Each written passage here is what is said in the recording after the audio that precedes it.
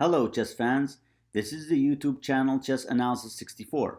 We will be giving 10 examples in this video for positions where a pawn intends to advance and create a threat resulting in a material advantage. If the pawn advances immediately, it will be captured. So instead, the attacking player moves a minor or major piece, creating a threat, check, or capture, and in doing so, protects the square in front of the pawn. This allows the pawn to advance defended by the piece, resulting in a material advantage for the attacking player. These examples are aimed for intermediate chess players. Similar positions may arise in your own games. When solving chess puzzles, try to recognize similar patterns. We begin with example number 1. White to move. He moves the white knight and attacks the black rook. The rook moves from the attack and pins the white bishop. Notice now that the b6 square is protected by the white knight, so white advances the b pawn and traps the black bishop. Black to move.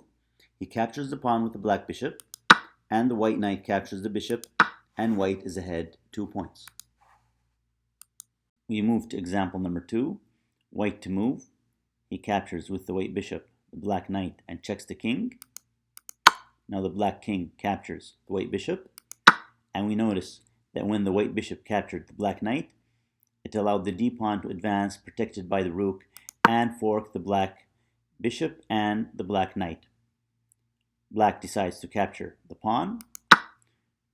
The white rook captures the black bishop, and white is ahead 2 points. We move to example number 3. White to move. He moves the white rook and checks the black king. Notice that this move also protects the b7 square. Okay, black to move. He moves the black king. Finally, white's b pawn advances protected by the white rook, and the black bishop is trapped. If the black bishop doesn't capture the pawn can reach the promotion square. So the black bishop captures the pawn, the white rook captures the bishop, and white is ahead 2 points. We move to example number 4. White to move. He captures with the white knight the black knight and checks the king. The pawn captures the white knight. We notice that white's capture allowed the white bishop to control the a8 square. Okay, white to move. He advances the a pawn and threatens the black knight. Now the black knight moves, for example, to d7. The a pawn advances and promotes to a queen. The black rook captures the white queen. The white bishop captures the black rook, and white is ahead 4 points. We move to example number 5. White to move.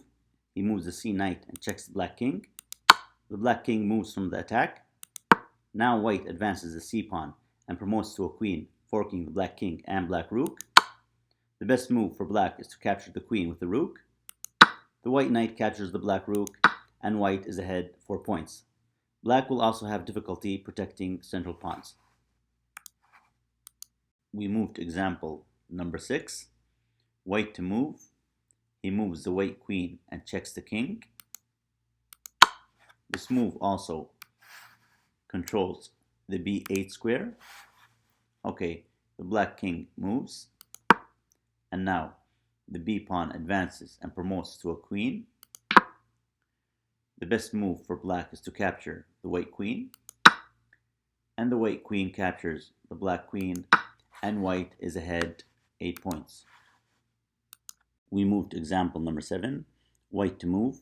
He moves the b knight and attacks the unprotected black bishop. This move also controls the b4 square. Now if black were to protect the black bishop with the pawn, then white's b pawn will advance and fork the black bishop and the black knight. Black can capture the pawn. The white knight captures the black bishop, and white is ahead 2 points.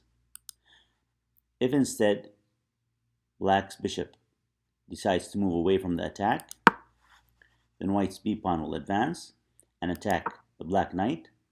This will result in the black knight being trapped. The black bishop can capture the pawn. White's knight can capture the black bishop, and white is ahead 2 points. We move to example number 8. White to move. He moves the white queen and checks the black king. The black king moves from the attack.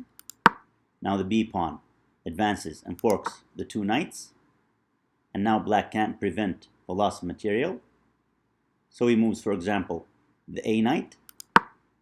Now the pawn captures the knight. The knight captures the pawn, and white is ahead 2 points. We move to example number 9. White to move.